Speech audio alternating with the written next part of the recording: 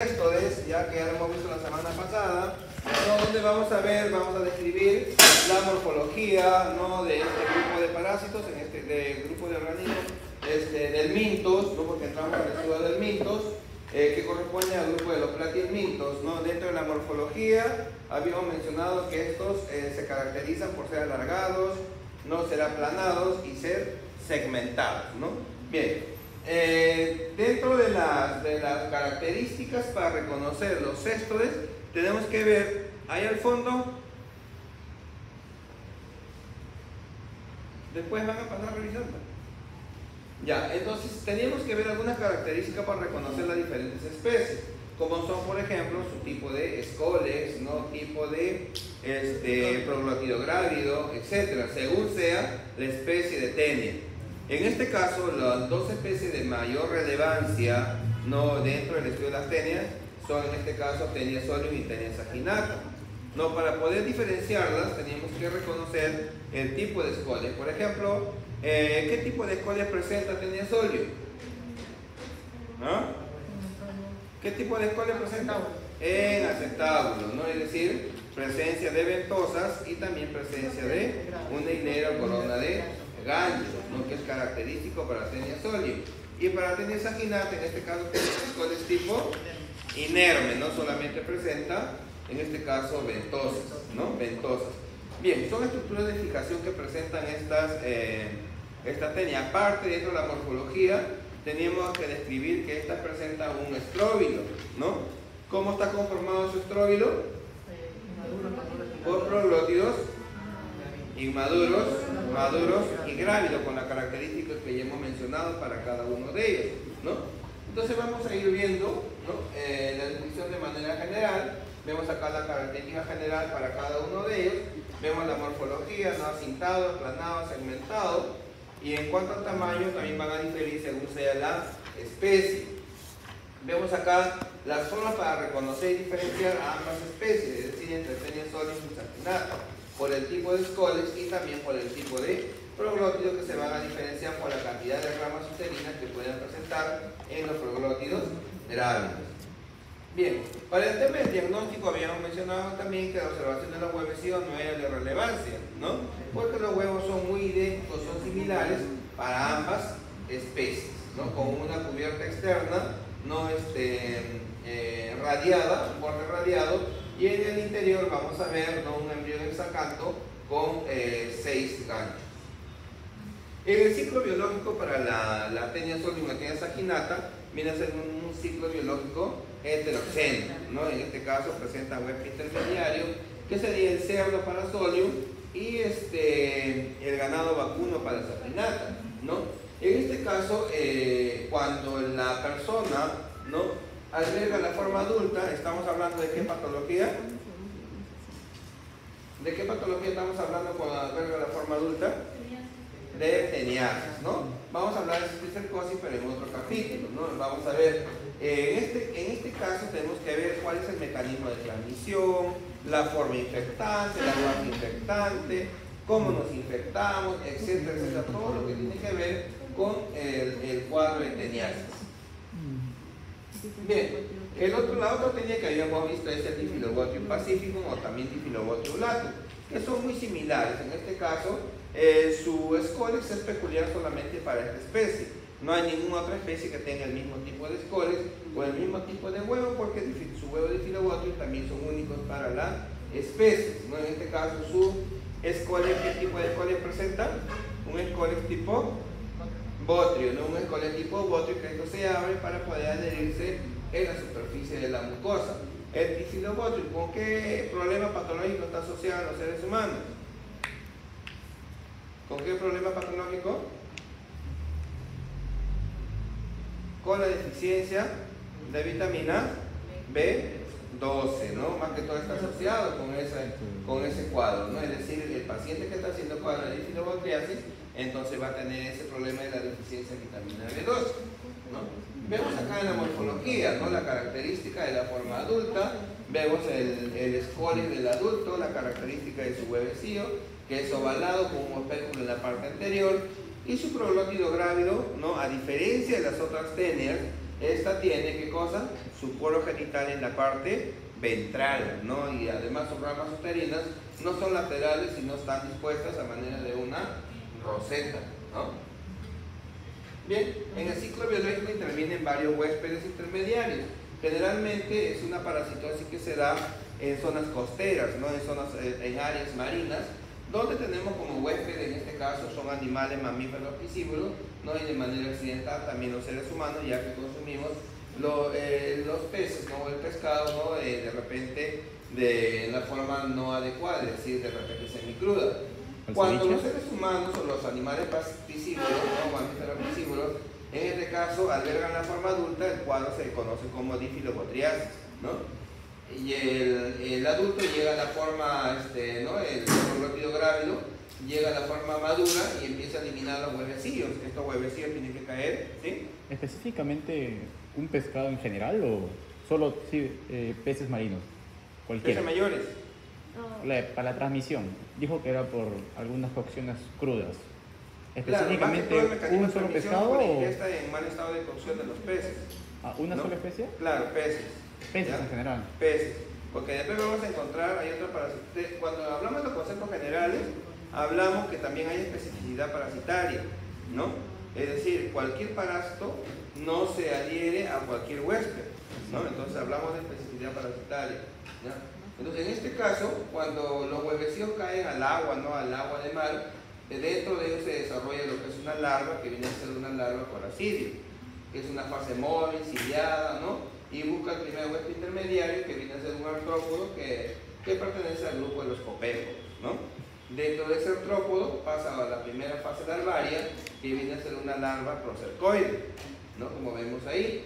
Esa larva procercoide, dentro del copépodo, no va a servir de alimento a otros peces menores, ¿no? Y en los peces menores, ¿no? Va a pasar a otra fase larvaria, que viene a ser la larva plerocercoide, que viene a ser la fase infectante, ¿no? Para los animales, para los mamíferos piscívoros o para nosotros. El mecanismo de transmisión, como ya les dije, no va a ser por ingesta en mal estado de cocción de estos peces, así como también para los animales que ingieren pues, los peces crudos, ¿no? Y es común, es frecuente encontrarlo, no por ejemplo en el puerto de Pisco es común encontrarlo, frecuente cuando sacan a desembarcar, ahí lo vamos a encontrar. Entonces, más que todo la clínica de esta parasitosis está relacionado pues, con lo que pueda afectar al paciente, ¿no? Por la deficiencia de vitamina B12. Bien, en la parte de la himenolepiasis, ¿no? Causado tanto por Hymenolepis nana como por Hymenolepis diminuta, en ambas parasitosis, ¿no? Tenemos que remarcar que los roedores vienen a ser los agentes responsables de la dispersión de la fase infectante, que vienen a ser los huevos, ¿no? En este caso, para el caso de Hymenolepis nana, ¿no? ¿Cómo lo reconocemos? ¿Cómo reconocemos, cómo hacemos el diagnóstico para Hymenolepis nana? Mediante reconocimiento de sus huevecillos, ¿no? ¿Qué aspecto tienen sus huevecillos? ¿Qué presentan? Presentan filamentos polares, ¿no? Sus huevecillos presentan filamentos polares, a excepción de Hymenolepis diminuta, que carece de filamentos polares, como vemos acá, ¿no? ¿Qué tipo de escoles presenta Hymenolepis nana? Un escoles tipo nervo. Tiene ventosa y tiene una protuberancia con gancho. ¿Ah? ¿Qué tipo de escoles? ¿Ah? Un acetábulo, pues, un acetábulo, ¿no? Y sus huevecillos que son característicos para este grupo, en este caso por la presencia de filamentos polares que presentan en los extremos donde está la oncósfera.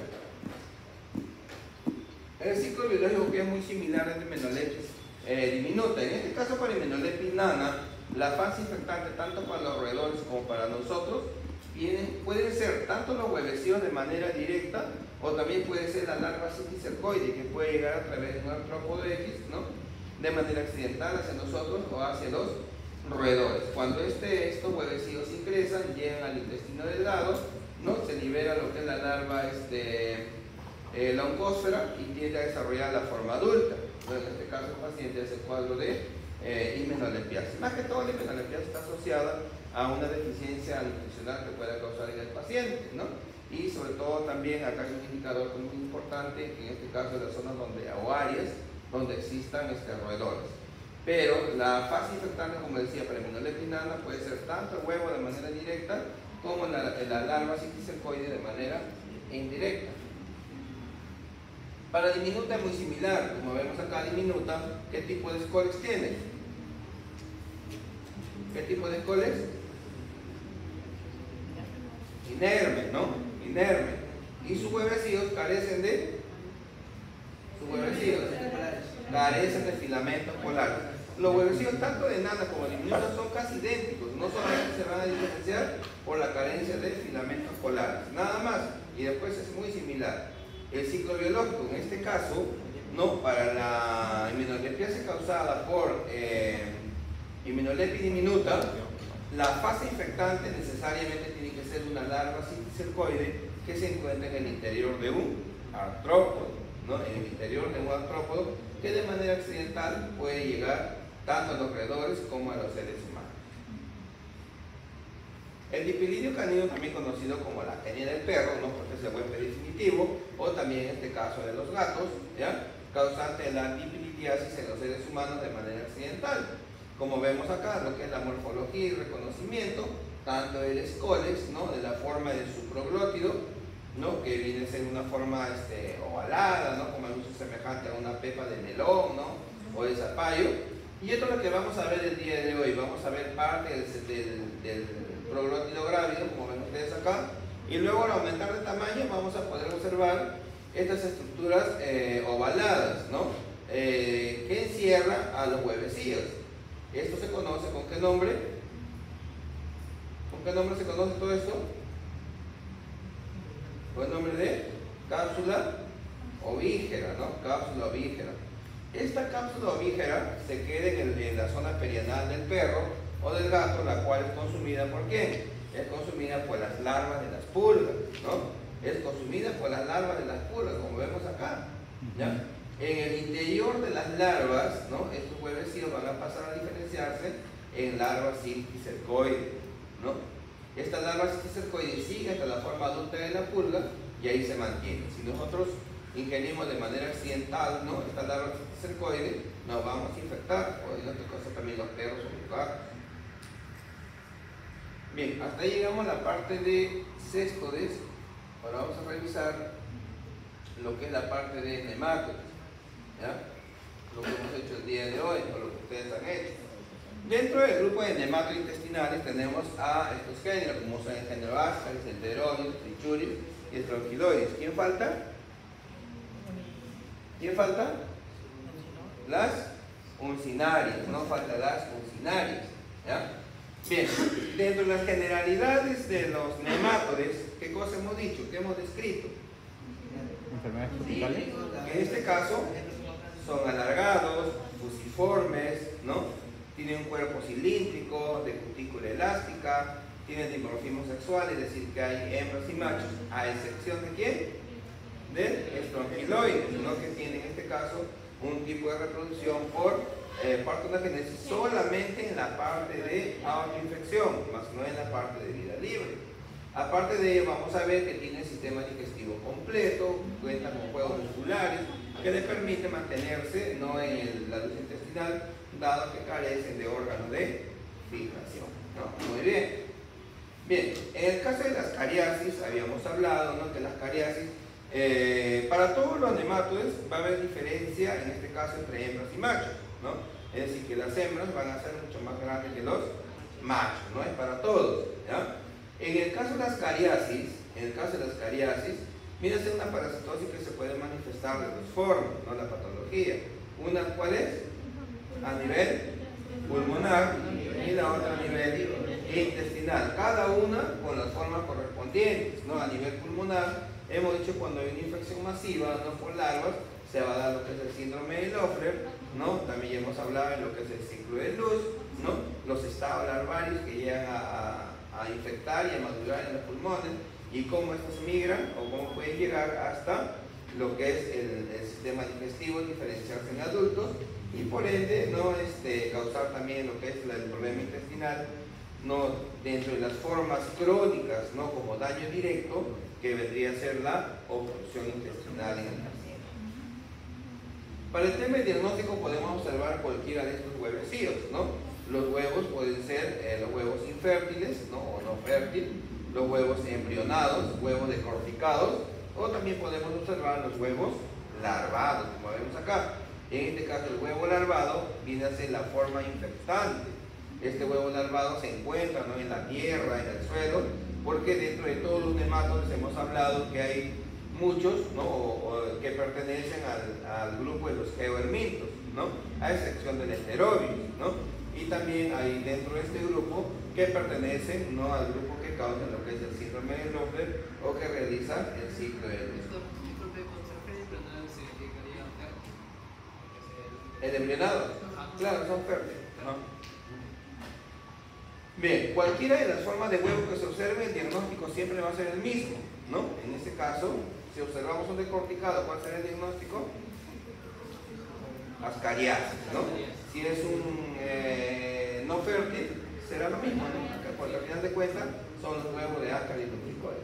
Bien, ya hemos hablado de lo que es el síndrome de Loeffler, ¿no?, que se caracteriza porque el paciente puede presentar disnea, fiebre, expectoración con sangre, edemoptisis, etcétera, ¿no?, la cual sirve para hacer también un diagnóstico diferencial con otras clínicas u otras patologías. ¿Ah? Bien, a nivel intestinal ya hemos hablado también del daño directo que pueda causar, en este caso con cuadro de obstrucción intestinal, pero en infecciones, en este caso menos severas, ¿no?, puede causar lo que son vómitos, náuseas, dolores tipo cólico, etc., ¿no? Pero la forma más grave, ¿no?, por el daño directo causado por esta parasitosis, vendría a ser un cuadro de obstrucción intestinal. Vemos acá el ciclo biológico, que ya lo hemos mencionado, lo que ustedes creo, bueno, confundieron allá, pusieron otro ciclo biológico, ¿no?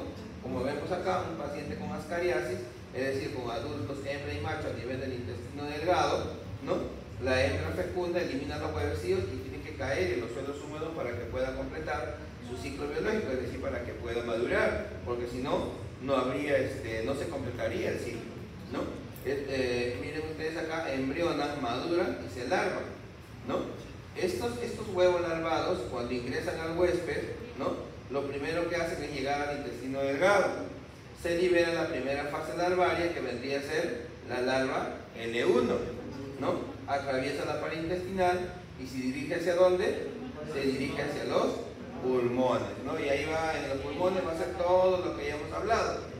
Con la expectoración, miren ustedes, va a pasar de la vía respiratoria hacia la vía digestiva. Esto se conoce como ciclo de luz, ¿no? La transición, el paso de la vía respiratoria a la vía digestiva se conoce como ciclo de luz, llegando nuevamente al intestino delgado y se van a diferenciar en hembras y machos, y el ciclo de esa manera se repite. Para el enterobius remicularius, también conocido como Oxyuro, viene a ser una de las parasitosis, ¿no?, bastante endémica, con bastante incidencia, bastante prevalencia, dada la facilidad de transmisión que tienen los huevecillos, ¿no?, porque son altamente lábiles, entonces muy fácilmente se pueden dispersar. La importancia de esta parasitosis radica en las consecuencias o secuelas que puede traer en el paciente infectado, ¿no?, es decir, en los niños. Uno, que va a causar, pues, deficiencia a nivel del estado nutricional, de desarrollo; otro, la deficiencia a nivel de educación, de colegio, ¿no?, deficiencia nutricional, etcétera, etcétera, ¿no? Más que todo se trata por las secuelas que puede traer en el paciente infectado. Vemos acá, para el tema del diagnóstico, se realiza mediante la técnica de Graham, ¿no?, también conocido como técnica de la cinta de Koch o técnica de la cinta adhesiva, ¿no?, donde en este caso la toma de muestra, ¿qué hora lo vamos a realizar? A las 6, 7 de la En la mañana. madrugada, ¿no?, dado que la hembra migra durante toda la noche, llega a la zona perianal, ¿no?, deposita los huevecillos y se fija ahí, en este caso, con una sustancia pegajosa, lo cual causa una reacción alérgica en el paciente. Es por ello que causa el prurito y los niños adultos tienden a rascarse, ¿no?, y de esa manera dispersan, pues, los huevecillos del Oxyuro, como vemos acá. Bien, como vemos acá, es un ciclo simple, monoceno, en este caso es una de las parasitosis, cuyo factor predisponente de mayor relevancia, ¿cuál es? El factor predisponente de mayor relevancia, ¿cuál es?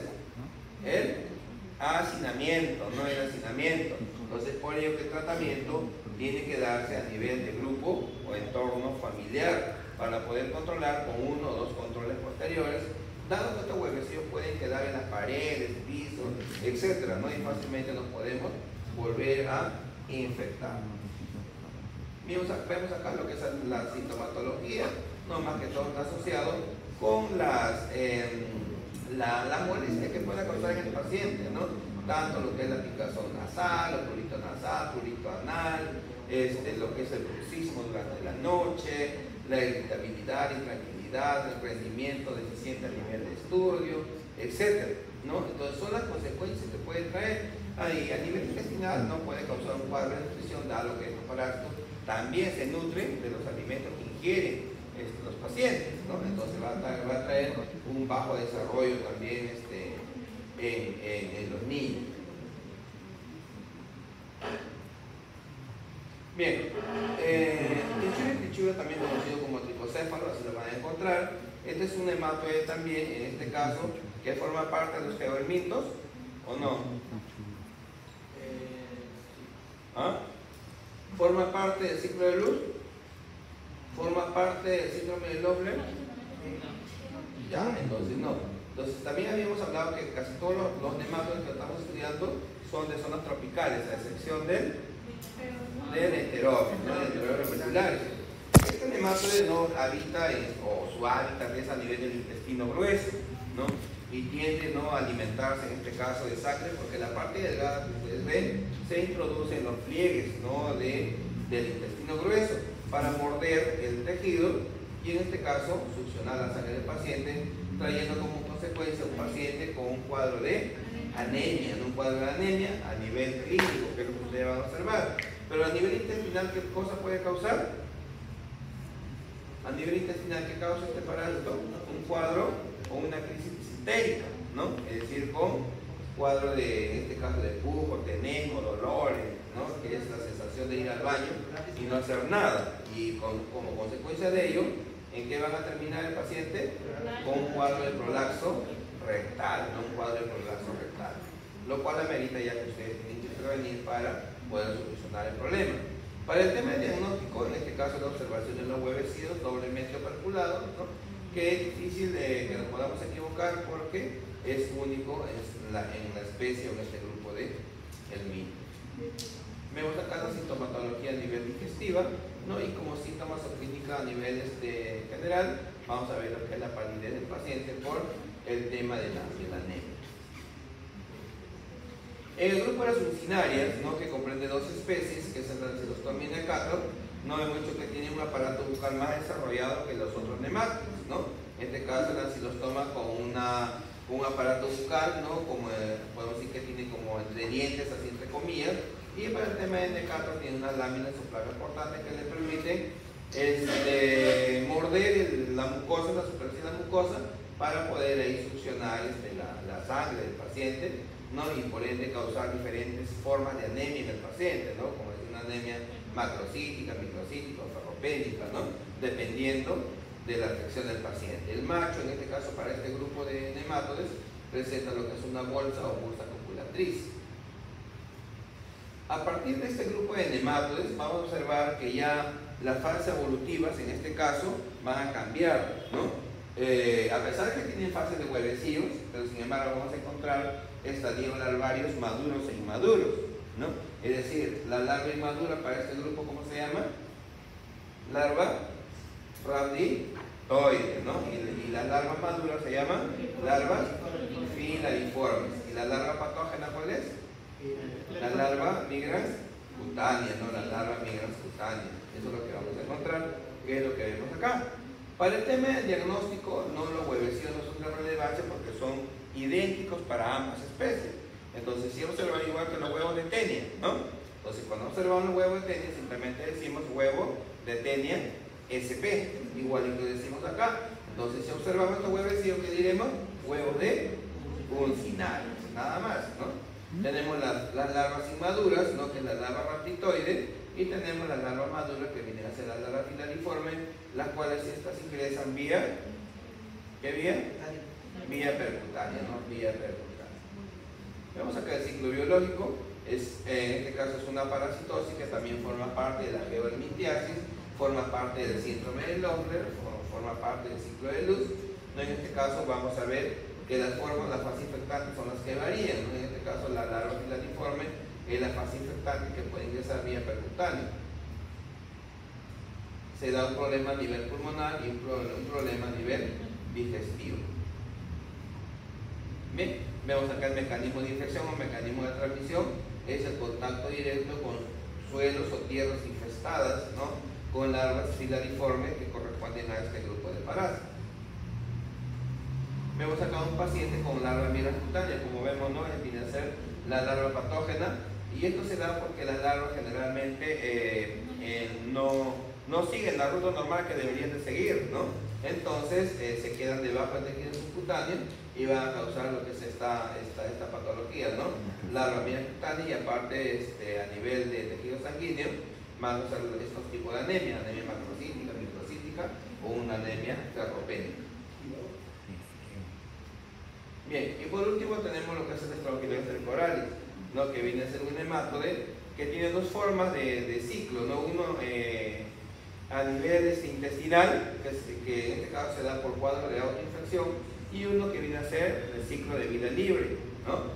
También tiene fase evolutiva de larva raptoide que sale con las heces, y la larva filariforme que viene a ser la fase infectada, ¿no? Vemos acá su larva patógena, ¿cómo se llama?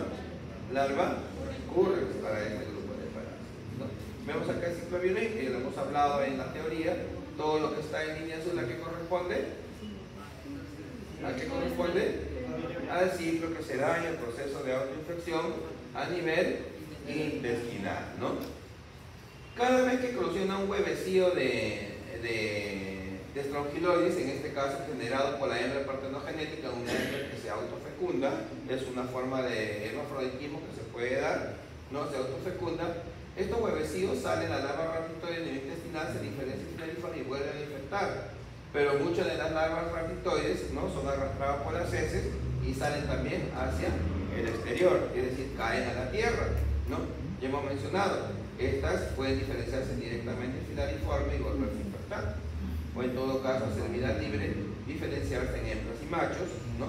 En la tierra, poner sus huevecillos raptoides, diferenciarse en filariforme y nuevamente volverse infectantes.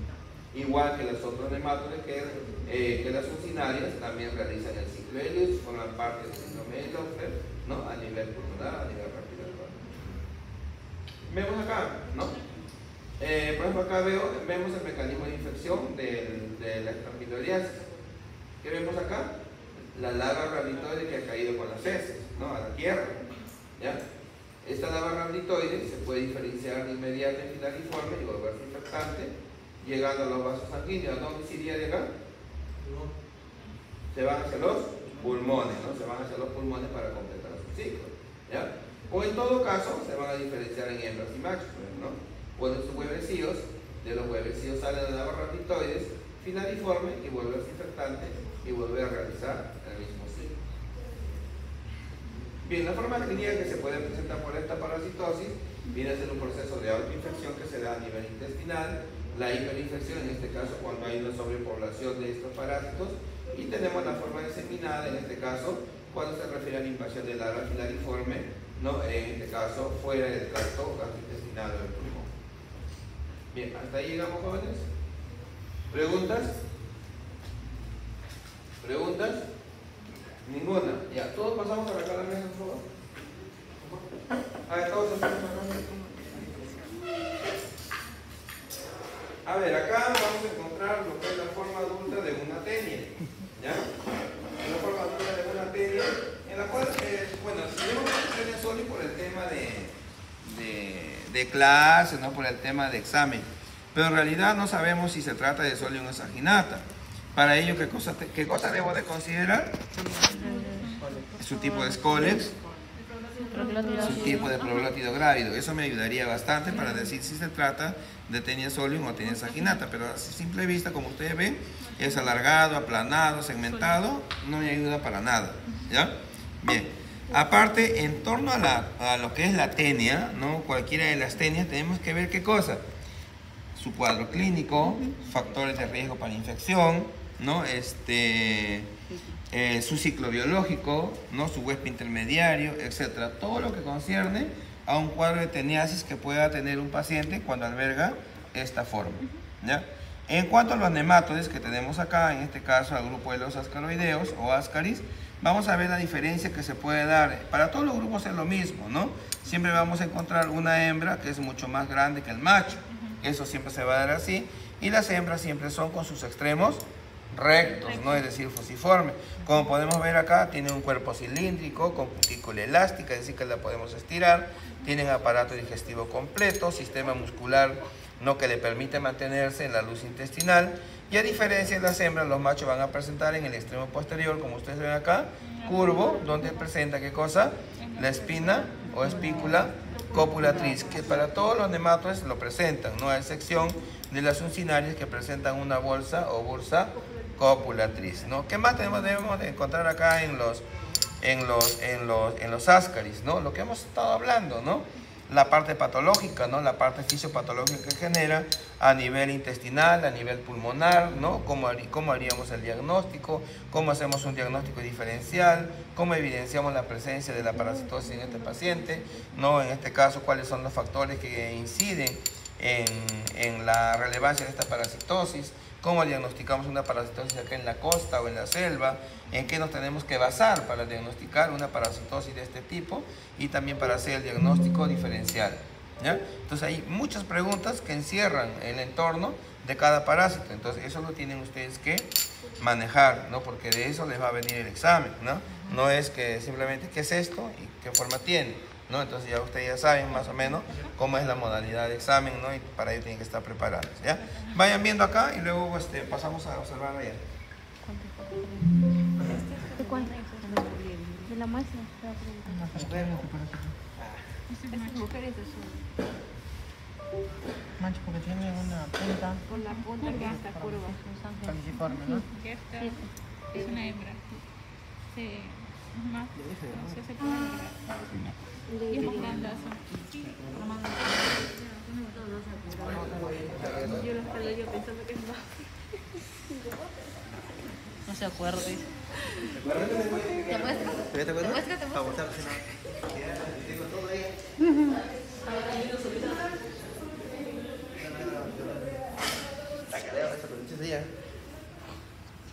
Porrosillo. Todavía no, yo los voy a llamar. ¿Qué hacen acá? Vayan a terminar. ¿Cómo? Si no me acuerdo, no pasó. Si no me acuerdo, no pasó, no. Uy, ¿estabas así? Así. Ay, si no me acuerdo, no pasó. No se acuerda. Después Leonardo estaba así. Vale, pero que está grabando, no grabes, esto es sobero. Yo lo voy a ver.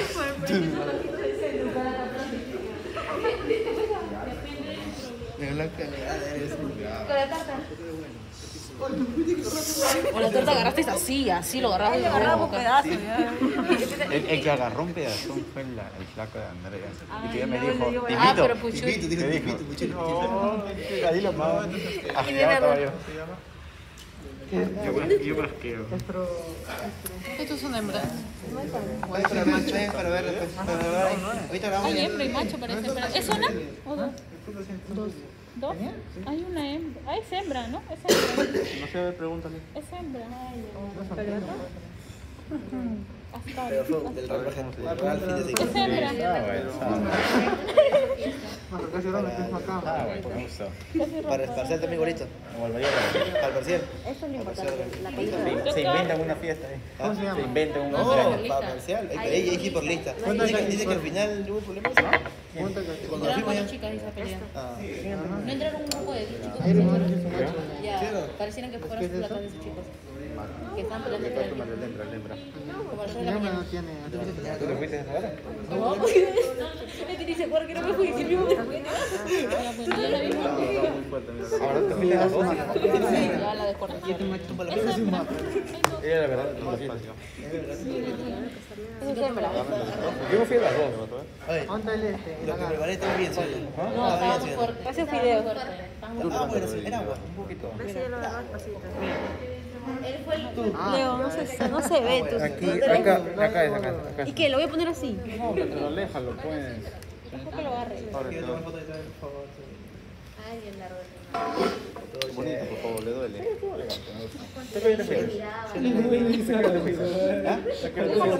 Tú dijiste, déjalo ser, que se divierte, que se divierte. ¿Cómo sabes? Paraba sentada en la falda y ya. Tú ya de. Que se divierte. No toma así de vez en cuando. No todo. No toma.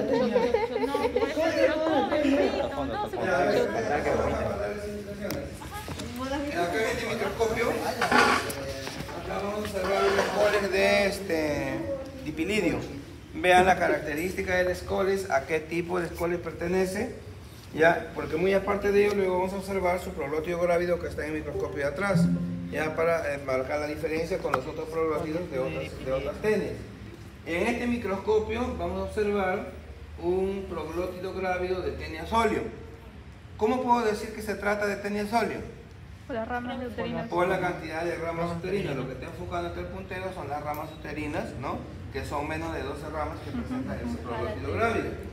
Acá en este microscopio estamos observando lo que es el huevo de Diphylobotium, ¿no? Que puede ser Diphylobotium latum o también puede ser Diphylobotium pacifico, ya que tiene una forma ovalada con un opérculo que ya se está secando ya también. Acá observamos el huevo de Trichuris. ¿Cómo la reconocemos? ¿Cómo reconocemos el huevo de Trichuris? Por su cara convexa y... ¿Cara convexa? No. ¿Cómo reconocemos el huevo de Trichuris? Por el doble opérculo, ¿no? Por el doble opérculo, ¿ya? Y acá en este microscopio vamos a observar los huevecillos de Enteroides ramicularis, cantidad de huevecillos de Enteroides ramicularis, ya incluso está con la sintescos que se le ha tomado a un paciente, ya de un niño infectado con enterovirus. Vean ahí la morfología de los huevecillos, la cantidad de huevecillos que son miles y miles de huevecillos que se puede captar en una toma. En este microscopio vamos a hacer una primera observación para poder reconocer el proglótido grávido de un Dipilidium canino. Pueden recorrer con el carril. Posterior a esa observación, adentro vamos a observar como unas bolitas, ¿no? Cuando le aumentemos o le pasemos al aumento de 40x, vamos a observar lo que hemos visto en la pizarra, es decir, algunas bolitas, y en el interior vamos a ver los huevecillos. ¿Y eso a qué corresponde? A las cápsulas ovígeras, ¿no? Que están dentro del proglótido grávido, ¿ya? En este microscopio, acá vamos a encontrar un huevo huevo que presenta filamento polar. ¿A quién corresponde? Huevo con filamento polar. ¿A quién corresponde? ¿Ah? ¿Ascaris? ¿A quién corresponde? Hymenolepis, ¿no? Y por último aquí vamos a observar lo que es huevos de Ascaris. Y observamos dos tipos de huevos. Dos huevos larvados. Uno con borde ondulado y al costado hay uno también larvado pero decorticado, es decir que carece del borde ondulado. Ya los dos están enfocados ahí al mismo tiempo, ¿ya? Eso. Los dos tienen ascaris. Sí, tienen larvas. Ajá, sí, son huevos larvados. Ya, uno está acá y al costado está el otro. Terminamos de ver eso y luego nos faltaría ver los huevos de Taenia solium, que lo voy a poner adelante una vez que termine. Entonces con eso vamos avanzando, jóvenes, ¿ya? Bien, a observar de manera ordenada, por favor.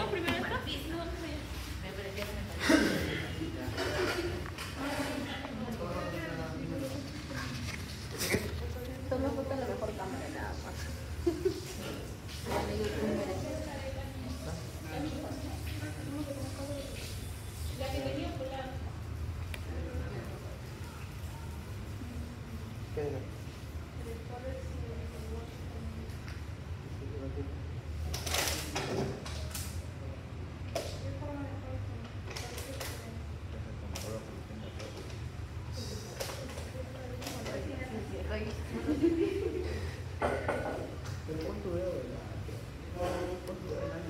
Cámbiame de camarógrafo, por favor. Ay,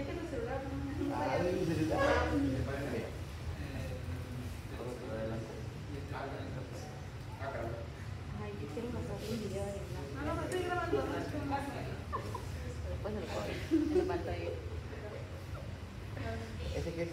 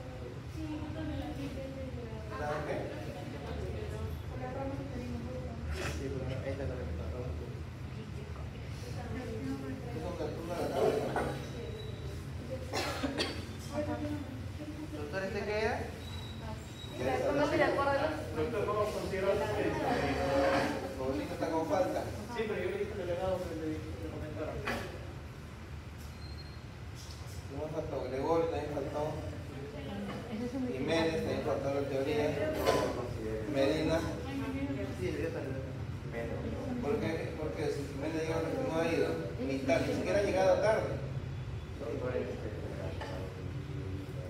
¿En Ica? Hay que haber medio cuánto largo. No, además se grabó en secuencia. Solo por esta vez.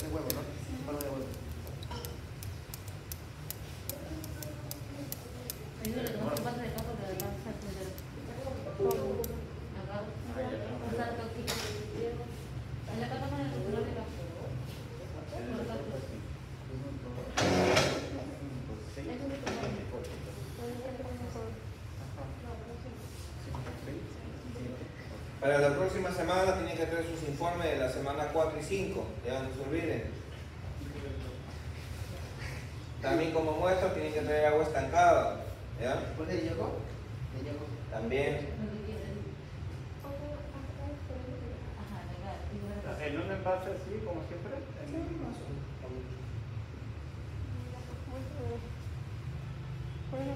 Agua estancada, ¿es agua?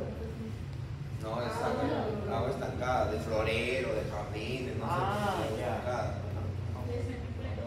De desagüe también. Ahí encontraba todo.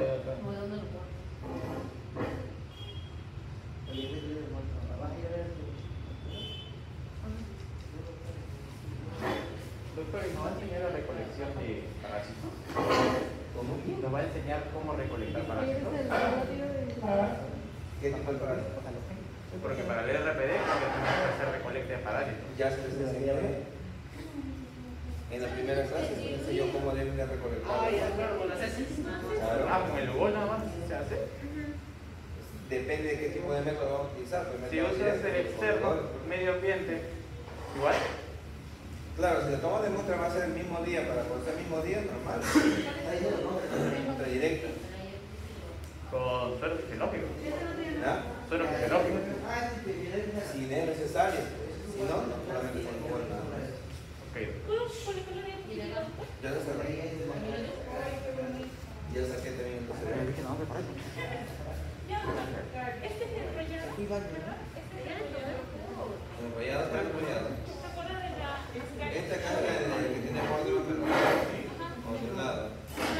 Claro. Ya, y este está El decorticado. Ahí está la larva, está su que los cubre, pero no tiene sabor. Ajá. Por un lado, es enrollado. ¿Cuál dirías que es el ondulado? ¿Cuál es el ondulado y cuál es el ondulado? ¿Cuál es el ondulado y cuál es el ondulado? ¿Cuál dirías? Doctor, exactamente acá que tenemos que ver. Nosotros. Está mal. Este es Es el progreso grávido donde tiene insomnio. ¿Qué tienes que ver en el progreso grávido de ese insomnio? Membrana uterina. La rama uterina.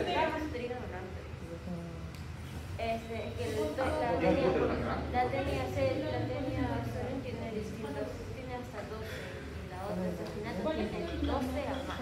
¿Cuál es el ondulado y cuál es el ondulado? No, porque el ondulado es el ondulado. Esas son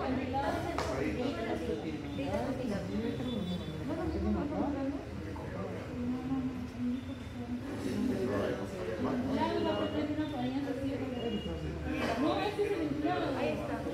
Pregúntale a la doctora, yo le he preguntado. Este es el ondulado. La doctora le ha preguntado. ¿Cuál es canino?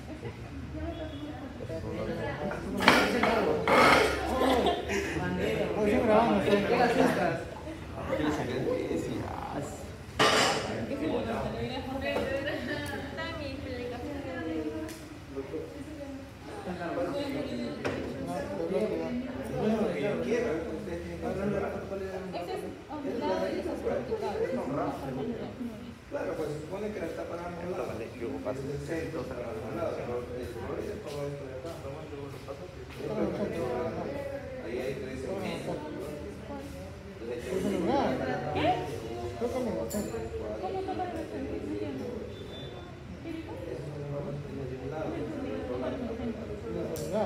Yo les he enfocado solamente de un lado. No te entiendo. Explícate. ¿Cómo toco? ¿Ahí? Ah, tómale todo. Sí, moleco. Bolejo nos dijo que tenía ovario, útero. ¿Qué?